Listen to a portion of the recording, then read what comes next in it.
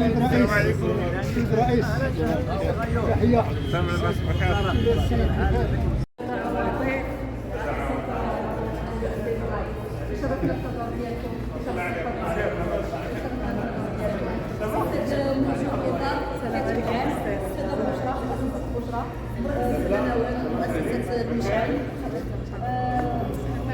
السيدة فاطمة العزري مؤسسة الشرف لينا حنايا. السلام عليكم. سامع لاباس بخير لاباس.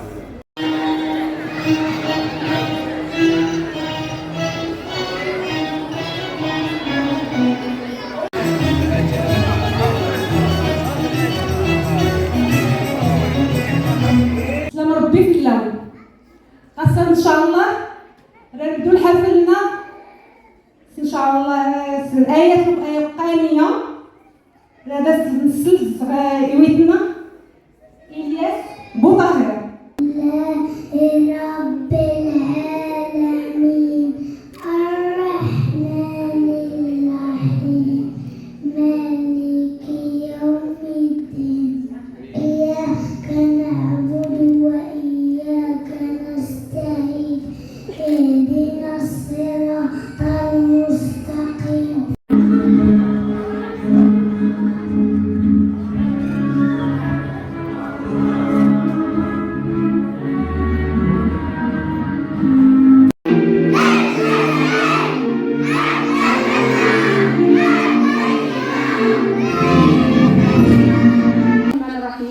والصلاة والسلام على أشرف المرسلين. رابطة تربوية وطنية تهتم بالطفل وتسعى إلى المساهمة في تربية إنسان متكامل متزن نفسيا فكريا وجسميا وفق الهوية الحضارية الإسلامية. عندكم الحق يا أبنائي ولذلك يجب أن نحارب لنسترجع أراضينا بدون ثقة.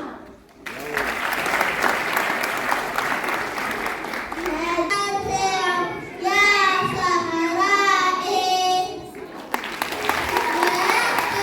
صحرائي. محجوب أوزال، الكاتب العام لرابطة وجمعيات ومهني التعليم الأولي ودور الحضانة بالمغرب. فاعتبارا لما للأنشطة التربوية الفنية الثقافية من أهمية بالغة بالنسبة لأطفال التعليم الأولي، من أهمية بالغة بالنسبة لتكوين شخصياتهم على المستوى المعرفي والوجداني والاجتماعي، وسعيا إلى إحلال هذه الأنشطة مكانة متميزة داخل الرابطة. ننظم هذا الملتقى الأول لجمعيات ومهني التعليم الأولي ودور الحضانة. نتمنى لجميع المؤسسات أن يحملوا مشعل التربية بصدق وإصرار أكيد للوصول للمبتغى، فوقوفا عند الملاحظات والانتقادات واستقرائها بمنطق جاد ومسؤول حتما العطاء سيكون متميز. ومرحبا بالجميع في الملتقى الأول لجمعيات ومهني التعليم الأولي ودور الحضانة. يوسف الحاج طاهر رئيس مقاطعة حي الحسني. اليوم كما لاحظتوا كنا ضيوف لهذا الملتقى ديال رابطة الجمعيات ومهني التعليم الأولي ودور الحضانة اللي عملوا هذا الملتقى التربوي الكبير اللي يبينوا فيه هذه البراعم الصغرى اللي هما كيدرسوها خلال هذه السنين تقريبا اللي بداو فيها، يعني الطاقة الشابة الواعدة وكيفية التعليم وكيفية تلقين مجموعة ديال الأمور مجموعة ديال الدروس. ولاحظنا اليوم خلال المشاهد المسرحية وخلال واحد مجموعة ديال العروض حول البيئة وحول الصحراء المغربية حول المواطنة، يعني وكذلك كيفية تمكينهم مجموعة من اللغات الفرنسية والإنجليزية وهما مازالوا في السن الأولي في التعليم الأولي، يعني في السنة الأولى والثانية، وهذا يحسب لهذه الجمعيات. فلهذا أنا كرئيس مقاطعة ديال الحي الحسني طبيعة الحال نتمن هذا النوع من المبادرات، ونشكر يعني الأخت السيدة عواطيف رئيسة الرابطة والجمعيات المنضوية تحت لواء هذه الرابطة اللي هما أكثر من 12 جمعية. ونتمنى يعني مجموعة ديال الجمعيات المجتمع المدني العاملة في هذا الحقل التعليمي باش ينهجوا نفس النهج، يشتغلوا على كيفية تجويد وتثمين العمل يعني التعليمي والأداء التعليمي لمنطقة حي الحسني، لأنه كما تعلمون بأنه التنمية ديال أي مجتمع هي ترتكز على بالدرجه الاولى على تنميه التعليم بالدرجه الاولى، والمغرب الحمد لله تحت يعني بقياده الملك الهمام محمد السيد شرف الله، يعني كاين محاور اساسيه اللي هي في المخطط التنموي الكبير، الا وهي التشغيل، الصحه والتعليم. والتعليم هو الركيزه الاساسيه، وبالتالي اي استثمار في هذا الجانب ما يمكن له الا يكون يعني استثمار هادف وناجح. فالشكر لهذه الجمعيه ولهذه الرابطه ولهذه الجمعيه بصفه عامه، ونتمنى لهم كل التوفيق. وشكرا لكل من عمل في هذا الحقل التعليمي من مؤسسات ومن معلمين واساتذه ورجال التعليم، وكذلك جمعيات المجتمع المدني وجمعيات اباء اللي الكل كيشتغل. والحي الحسني الحمد لله ولله الحمد على مستوى مندوبيه التعليم عندنا يعني كفاءات عليا، وتبينت بانه حزوا على مجموعه الجوائز على المستوى الوطني، وبالتالي يعني التعليم في الحي الحسني فهو يعتبر يعني رافعه اساسيه للتنميه المحليه. شكرا للجميع. السيدة حدادي عواطف، رئيس رابطه التعليم الاولي ومهني التعليم الاولي ودور الحضانه. من هذا المنبر كنبغي نشكر السيد رئيس مقاطعه الحي الحسني السيد طاهر اليوسفي على يد المساعده اللي تيمد لنا، على جميع اعضاء المجلس. الشكر لجميع المسؤولين بعملات مقاطعه الحي الحسني، من الناس ديال المديريه، من الناس ديال الاكاديمي، من الناس ديال المقاطعات، من الناس ديال كلهم مدينا يد المساعده. ما كيبخلوش علينا في اي حاجه كنحتاجوها، في اي حاجه كنبغيوها. عطاونا فرصه باش نبينوا على المواهب ديالنا، باش نعلنوا على هذه الثمره ديال العمل ديال سنين في التعليم الاولي. شكرا لهم. بالنسبه للسيده النائبه تعذر عليها ما تجيش معنا كيف ما سبقت وقلت، كون اليوم عندنا امتحانات ديال السنه الثالثه اعدادي، ولكن راه يديها معنا وقلبها معنا. شكرا لجميع المسؤولين ديال عملات مقاطعه الحي الحسني، وهاد الثمره راها نبعات في مقاطعه الحي الحسني وتعلنات عليها، والتاسيس ديال الرابطه راه خرج من عملات الحي الحسني. شكرا لعملات الحي الحسني. لا ننسى كذلك المبادره الطيبه اللي قامت بها المبادره التنميه البشريه على مستوى عملات الحي الحسني برئاسه السيده العامل، واللي كانت افتتاحها تتويج هذا العمل استفتاح واحد مدرسه ديال التفتح اللي دارت على مستوى الازهر اللي هي اسمها المهدي المنجرة، واللي هي عباره عن اكاديميه على مستوى العمل المدرسي الفني، فيها امكانيات ديال الابداع ديال الطاقات والمواهب الشابه على المستوى المسرحي اللغوي الموسيقي، يعني شبه اكاديميه يعني فنيه ابداعيه ممتازه. ربما تجربه غتكون كبيره اللي قامت بها يعني السيده العامه. كانت فكره ديال العماله ديال الحي الحسني بطبيعه الحال بالتنسيق مع الاكاديميه ديال التعليم على المستوى الجهوي والمندوبيه، وهذه مبادره كبيره اللي تحسب كذلك لعماله الحي الحسني. فشكرا لكل من يعمل في هذا الحق ويدفع به الى الامام.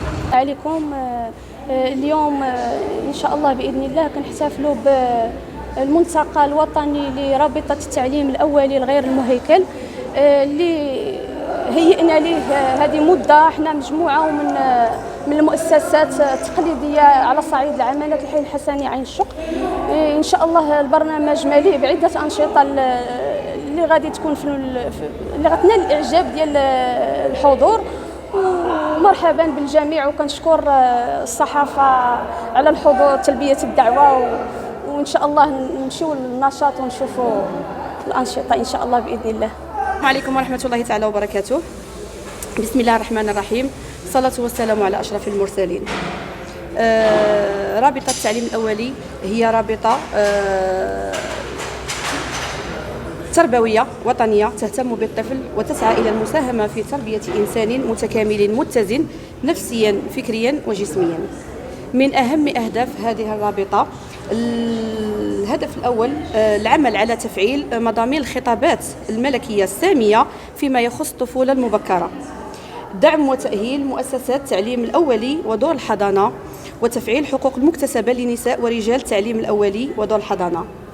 العمل الجدي على تحسين أوضاع كل الفاعلين التربويين في قطاع التعليم الأولي عبر التكوين واللقاءات الدراسية والتواصلية، النهوض بأوضاع الأطفال ذوي الاحتياجات الخاصة وتوفير ظروف ملائمة لأنشطتهم التربوية، المساهمة والاستفادة من البرامج التكوينية التي تقدمها الوزارة الوصية لصالح التعليم الأولي، اعتماد وسائل التكنولوجيا الحديثة في مختلف الأنشطة ومشاريع الرابطة لمواكبة التطور العلمي.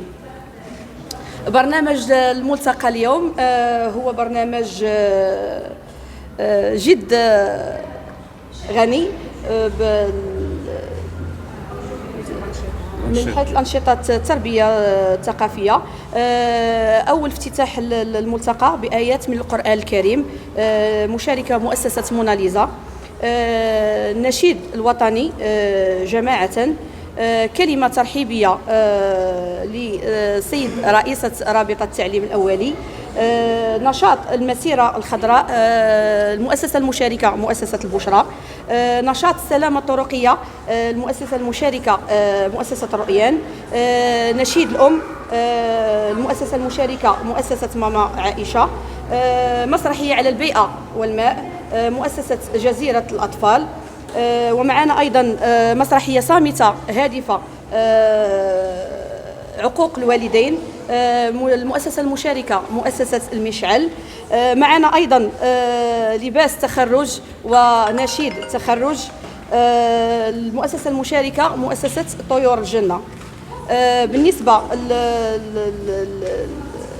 المتدخلين على قطاع التعليم الأولي، معنا معرض لديور النشر، مكتبة دار المسار، أنشطتي اليومية، دار النشر إيدي سوفت رؤية، دار النشر سكولار مختبري الصغير، دار النشر سوماغرام المنير الصغير. معنا أخصائي النطق ذوي الاحتياجات الخاصة، معنا أستاذ الإعلاميات، معنا أستاذ الإنجليزية اللغة الإنجليزية عفوا. هاد الناس كلهم متدخلين في قطاع التعليم الأولي، كيواكبوا كيسايروا مؤسسات التعليم الأولي الغير المهيكل. قدرنا نعطيو واحد ليماج زوينه للتعليم الاولي، وماذا بينا نشاركوها مع جميع الوحدات التعليم الاولي وطنيا. شكرا لكم، شكرا للحضور ديالكم. هذا الفيديو لا تنسى الاشتراك بقناتنا بلازموت تي في دائما في قلب